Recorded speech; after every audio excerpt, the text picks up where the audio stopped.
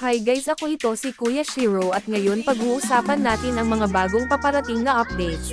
Pero bago yan, kung di ka pa naka-follow sa ating Facebook page at TikTok, paki-follow naman. Unahin natin itong bagong hero na si Kalia. Ang ganda ng kanyang skills effects at ang kanyang skills ay sobrang ganda. Unahin natin itong first skill niya, sobrang ganda ng effects.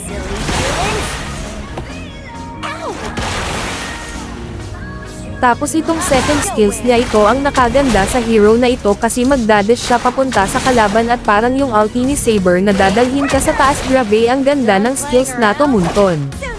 Next naman ay itong ulti niya kaparehas ng sa second skills niya na dadalhin ka sa taas at ay na-knock up ka. Ang nakaganda sa hero na ito ay yung combo niya na parang naka-unli yung skills na binubuhat ka pay taas at sure na hindi ka makakagalaw sa mga skills niya.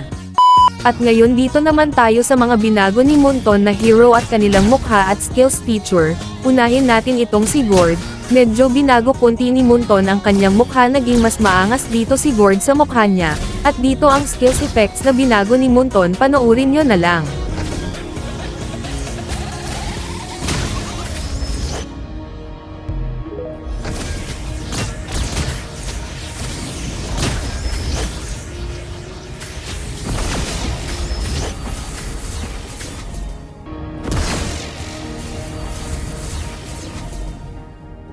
Sunod itong si Glue, medyo binago rin ni Munton ang mukha no Glue para na siyang isang totoong halimaw at ang kanyang skills din ay binago, panoorin nyo neng guys.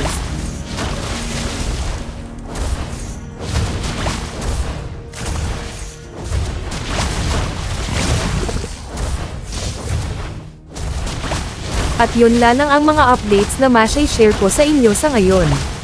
Huwag nyo kalimutan mag-like and follow sa ating Facebook page at TikTok. Maraming salamat po.